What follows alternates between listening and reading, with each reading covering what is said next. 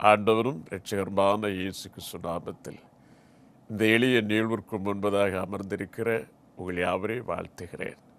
இந்த எளிய நிகழ்வின் மூலமாக உங்கள் ஒவ்வொருடைய முகங்களை பார்ப்பதில் நான் மிகுந்த மன மகிழ்ச்சி அடைகிறேன். என் அன்பு சகோதர சகோதரிகளே, அருள்நாதர் இயேசு கிறிஸ்துவினுடைய வார்த்தைகளை கேட்கிறதற்காக அவர் பாதத்தில் உட்கார்ந்திருக்கிற உங்கள் ஒவ்வொருவரை அவர் இன்னார் என்று அறிந்திருக்கிறார். ஒருபோதும் உங்களை வெறுமனை விட மாட்டார்.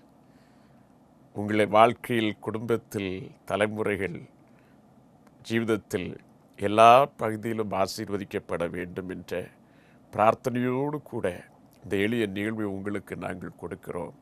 அருள்நாதர் இயேசு உங்களை ஆசீர்வதிப்பார். இன்று நம்முடைய தியானத்திற்காக ஏசாயா 41:17 இந்த வேத வசனத்தை வாசிக்க கேட்போமா? சிறுமையும் எளிமையுமானவர்கள் தண்ணீரை தேடி அது கிடையாமல் அவர்கள் நாவு தாகத்தால் வரும்போது கர்த்தராகிய நான் அவர்களுக்கு செவி கொடுத்து இஸ்ரவேலின் தேவனாகிய நான் அவர்களை கைவிடாதிருப்பேன். என் அன்பு சகோதர சகோதரிகளே, இந்த வாசிக்க கேட்ட இந்த வேத வார்த்தையை எத்தனை முறை வேண்டுமானாலும் வாசித்து கொண்டே இருக்கலாம், கேட்டுக்கொண்டே இருக்கலாம் என்று நம்முடைய ஆவி இயங்குகிறதை நான் அனுபவிக்கிறேன். காரணம், தேவாதி தேவனே நேரடியாக நம்மிடத்தில் சொல்லுகிற வார்த்தை. இந்த நிகழ்விற்கு முன்பதாக அமர்ந்திருக்கிற ஒவ்வொருவருக்கு அவர் சொல்லுகிற வார்த்தை, என் அன்பு பிள்ளைகளே, நான் உங்களுக்கு செவி கொடுத்து உங்களை கைவிடாதிருப்பேன் என்கிறார். எப்பொழுது நீங்கள் தண்ணீரை தேடி ஜெபித்து ஜெபித்து ஜெபித்து உங்கள் வாழ்க்கையில் தண்ணீர் கிடையாமல், ஜெபத்திற்கு பதில் வராமல், உங்கள் நாவு தாகத்தால் வரலும் போது இனி எதற்கு ஜெபிக்க வேண்டும் என்று நாம் சோர்ந்து போகிற போது அவர் சொல்லுகிறார், நான் உங்களுக்கு செவி கொடுத்து உங்களை கைவிடாதிருப்பேன். புலம்பல் 3:31 அந்த வேத வார்த்தை என்ன கூறுகிறது? தேவன் கர்த்தர் என்றென்றைக்கும் நம்மை கைவிட மாட்டார். என்றென்றைக்கும் அவர் நம்மை கைவிட மாட்டார். எபிரேயர் 13:5 அந்த வசனத்தினுடைய பின்பகுதியை வாசித்து பாருங்கள். அதில் தேவன் என்ன கூறுகிறார்? நான் உன்னை விட்டு விலகுவதும் இல்லை, உன்னை கைவிடுவதும் இல்லை என்று சொல்லியிருக்கிறாரே என்று அவரே சொல்லியிருக்கிறார்.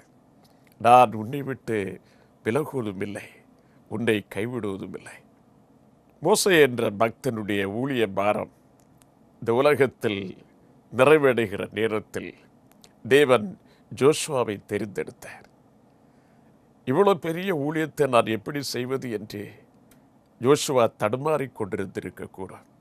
அப்பொழுது மோசே அதை அறிந்து யோசுவாவிடத்தில் ஒரு காரியத்தை சொன்னார்.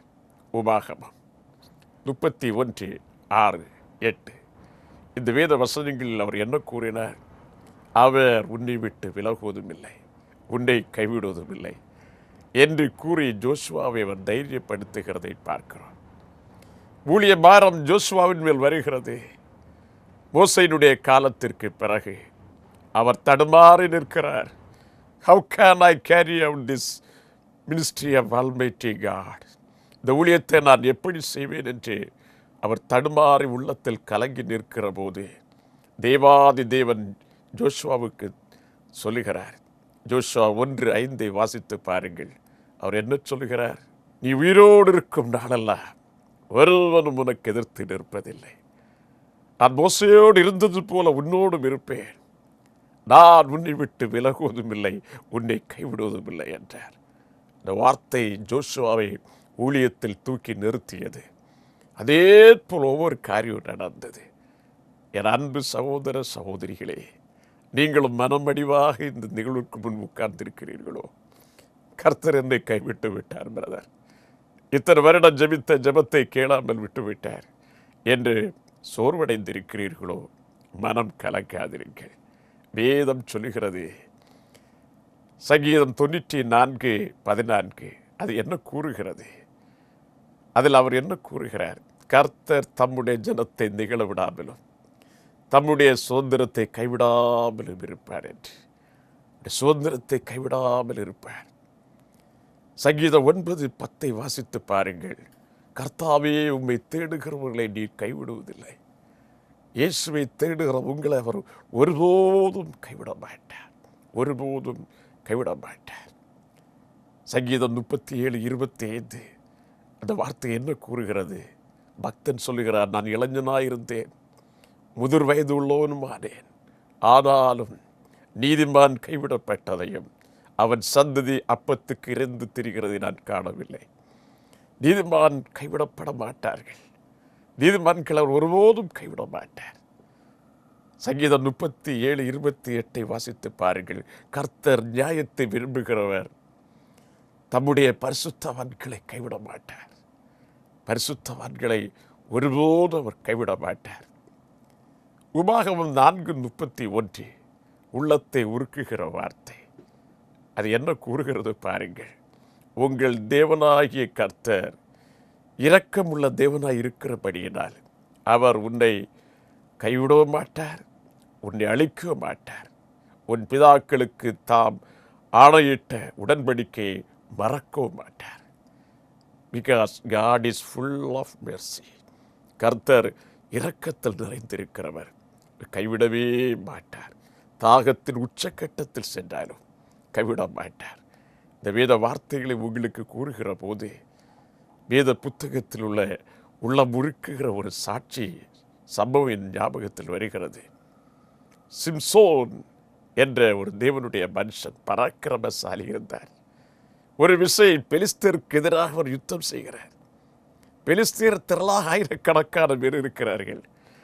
ஆனால் இவன் சிம்சோனோ தனிப்பட்ட ஒரு மனிதனாக தன்னுடைய கரத்தில் கிடைத்த ஒரு கழுதையினுடைய பச்சை தாடை எலும்பை எடுக்கிறார். அந்த தாடை எலும்பை கொண்டு 1000 பேரை அவன் கொன்று வீழ்த்துகிறார். பிணங்கள் குவியலாக கிடக்கிறது. He made a very tough fight against the Philistines and killed thousands warriors. 1000 பேரை கொன்று குவித்து போடுகிறார். நம்மால் கிரகிக்க முடிகிறதா? இந்த 1000 பேரை அவன் கொன்று குவிக்க போது அவருக்கு அதன் பிறகு தாகம் அவருக்கு வருகிறது. தாகம் வருகிறது. எங்கும் தேடி பார்க்கிறான், தண்ணீர் கிடைக்கவில்லை. Finally he made a cry to God. கடைசியில் தேவனை பார்த்து அவன் அழுகிறான். பாருங்கள், நியாயாதிபதிகள் 15:18 வாசித்து பாருங்கள். அவன் மிகவும் தாகமடைந்து கர்த்தரை நோக்கி கூப்பிடுகிறான். அவன் மிகவும் தாகமடைந்து கர்த்தரை நோக்கி கூப்பிட்டு, தேவரீர், உமது அடியேன் கையால் இந்த பெரிய ரட்சிப்பை கட்டளையிட்டிருக்க, இப்பொழுது நான் தாகத்தினால் செத்து விருத்த சேதனம் இல்லாத இவர்கள் கரத்தில் விழ வேண்டுமோ என்றான். He cried unto God. தாகம் அவனை வாட்டி வதைக்கிறது. சாகப் போகிற நிலைமை, மரிக்கப் போகிற நிலைமை. அவன் கெஞ்சி கேட்கிறான், தேவனே, should I fall in the hands of Philistines? பெலிஸ்தருடைய கரத்திலே நான் விழ வேண்டுமா சுவாமி? இப்பொழுது நான் சாகத்தினால் செத்து இவர்களுடைய கரத்திலே விழ வேண்டுமோ என்று தேவனை நோக்கி அவன் கதறுகிறான். Lord heard his prayer. தேவன் அவருடைய ஜெபத்தை கேட்டு அவருக்கு செவி கொடுத்தார். எப்படி செவி கொடுத்தார் பாருங்கள். நியாயாதிபதிகள் 15வது அதிகாரம் 19வது வார்த்தை சொல்கிறது. அப்பொழுது தேவன் லேகியின் பள்ளத்தை பிளக்க பண்ணினார். அதிலிருந்து தண்ணீர் ஓடி வந்தது. அவன் குடித்த போது அவன் உயிர் திரும்ப வந்தது. அவன் பிழைத்து கொண்டான். பாருங்கள், எங்கும் தண்ணீரை தேடி பார்க்கிறான். தாகத்தினால் மரிக்கக்கூடிய நிலைமை. அப்பொழுது God opened the valley. பள்ளத்தை பிளக்கிறார். அதிலிருந்து தண்ணீர் ஓடி வருகிறது. அதிலேறி அவன் குடிக்கிறான். அவன் குடித்த போது அவன் உயிர் திரும்ப வருகிறது. அவன் பிழைத்து கொள்கிறான். என் அன்பு சகோதர சகோதரிகளே, இந்த நிகழ்விற்கு முன்பதாக அமர்ந்திருக்கிற ஒவ்வொருவருக்கும் பரிசுத்த ஆவியானவர் இந்த வேத வசனத்திலிருந்து சத்தியத்தை தருகிறார். ஒருவேளை உங்கள் வாழ்க்கையிலும் அதே போன்ற நிலைமை வரும். இனி எனக்கு எந்த வழியுமே தெரியவில்லை. சுற்று சூழ்நிலைகளை பார்ப்பீர்கள், எல்லாம் உங்களுக்கு இருளாய் தோன்றும். ஜெபத்திற்கு பதில் வரவில்லை என்று கலங்குவீர்கள்.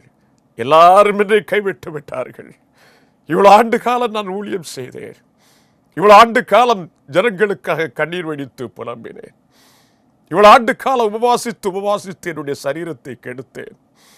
இவ்வளவு ஆண்டு காலம் தேவனுக்கு முன்பதாக திறப்பில் நின்று என் குடும்பத்திற்காகவும் என் ஜனங்களுக்காகவும் தேசத்திற்காகவும் நான் புலம்பி நின்றேன். Now I am forsaken. இப்பொழுதோ நான் கைவிடப்பட்ட நிலைமையில் போயிருக்கிறேனே என்று நீங்கள் அங்கலாய்த்து நிற்கிறீர்களோ? கர்த்தர் என்னை கைவிட்டு விட்டாரோ என்று புலம்பி நிற்கிறீர்களோ? என் அன்பு சகோதர சகோதரிகளே, God will never leave you nor forsake you, brothers and sisters. ஒருபோதும் ஆண்டவர் இயேசு உங்களை கைவிடவும் மாட்டார், உங்களை விட்டு விலகவும் மாட்டார். He will open some huge miracles for you. நீங்கள் எதிர்பாராத, நினைத்திராத தேவனுடையத்திலிருந்து வழிகள் உங்களுக்காக திறக்கப்படும். உங்கள் வியாபாரத்தில் திறக்கப்படும், உங்கள் குடும்பத்திற்கு திறக்கப்படும், ஊழியர்களுக்கு திறக்கப்படும். ஒருவேளை நினைக்கலாம், ஊழியத்துடைய வாசல் அடைக்கப்பட்டாயிற்று. God will open mighty ways before you, brother. ஆண்டவர் உங்களுக்கு முன்பதாக ஆச்சரியமான வழிகளை திறப்பார். You will proceed towards the ministry of God. தேவனுடைய ஊழியத்தில் இன்று நீங்கள் ஆண்டவருடைய அபிஷேகத்தோடு முன்னே செல்வீர்கள். ஆண்டவர் ஒருபோதும் உங்களை கைவிட மாட்டார். எத்தனை பேர் வாஞ்சிக்கிறீர்கள்? ஐயா, இந்த இயேசுவுக்கு எனக்கு போதும், இந்த இயேசு எனக்கு போதும். இப்படி கைவிடாமல் இருக்கிற தேவன், தாகத்திலும் என் நாவு வறண்டு போகிற போதும் எனக்கு செவி கொடுத்து என்னை கைவிடாமல் இப்படி ஒரு ஆண்டவர் இருக்கிறாரா? அப்படியானால் இந்த இயேசு எனக்கு போதும். எத்தனை பேர் உள்ளத்தை இயேசுவுக்கு கொடுக்கிறீர்கள்? Is the time of your commitments. நீங்கள் ஆண்டவர் இயேசுவுக்காக உங்களை சமர்ப்பிக்கிற நேரம். Holy Spirit is speaking to you now. பரிசுத்த ஆவியானவர் உள்ளத்தை தட்டிக்கொண்டே இருக்கிறார், இருதயத்தை தட்டிக்கொண்டே இருக்கிறார். இயேசுவோடு இந்த ஐக்கியத்தில் நீ பிரவேசிக்கிற போது your life shall be changed totally, brother. வாழ்க்கை முழுமையாக மாறும், முழுமையாக மாறும். சரீரத்திலும் தேவனுடைய மகிமை இறங்குகிறதை நீ அனுபவிப்பாய். Especially inside your internal organs. உன்னுடைய உள்ளுறுப்புகளுக்குள்ளாக, இறைப்பைக்குள்ளாக, ஜீரண உறுப்புகளுக்குள்ளாக. Thank you Holi spirit. காயப்பட்டிருக்கிற ஜீரண உறுப்புகளுக்குள் தேவ மகிமை இறங்குகிறதே நீ அனுபவிப்பாய். உன்னுடைய கற்ப பாத்திரத்துக்குள் இருக்கிற காயங்கள், தேங்க் யூ ஹோலி ஸ்பிரிட், ஆச்சரியமாய் குணமடைகிறதை நீ அனுபவிப்பாய். எந்தெந்த இடத்தில் கர்த்தருடைய மகிமை இறங்க வேண்டும் என்று ஏங்கிக் கொண்டிருக்கிறீர்களோ, இன் யுவர் ப்ரோஸ்டேட் கிளான்ஸ், உன்னுடைய ப்ரோஸ்டேட் சுரப்பிகளில் தேவனுடைய வல்லமை இறங்குகிற நேரம்.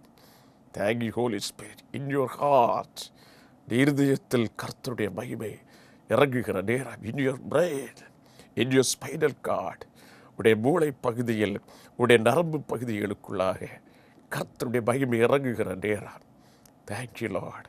இயேசுவுக்காக உன் வாழ்க்கையை கொடுக்கிற போது எல்லா பகுதியிலும் உன்னை ஆசீர்வதிப்பார்.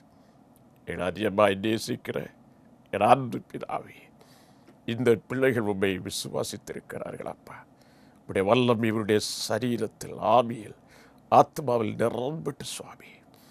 தனிப்பட்ட வாழ்க்கையில் மட்டுமல்ல, உடைய குடும்ப அங்கத்தினர் யார் யாருக்காக இவர்கள் ஜெபித்து தாகத்தினால் நாவு மறந்து இருக்கிறார்களோ அத்தனை பேர் மேலும் உடைய மகிமை விளங்க வேண்டும். தூர தேசத்தில் இருக்கிறவர்கள் மேல் விளங்க வேண்டும், அருகாமல் இருக்கிறவர்கள் விளங்க பண்ணி உடைய நாமத்தை மேம்படுத்தும்படியாக இயேசு கிறிஸ்து நாமத்தில் உடைய பிள்ளைகளை ஆசீர்வதித்து பிரார்த்தனை செய்கிறேன். பிரார்த்தனை கேளும் நல்ல பிதாவே, ஆமென். ஆண்டவர் இயேசு கிறிஸ்து தாமே தொடர்ந்து நம்மை கைவிடாமல் அழைத்து நடத்தி செல்வாராக. ஆமென்.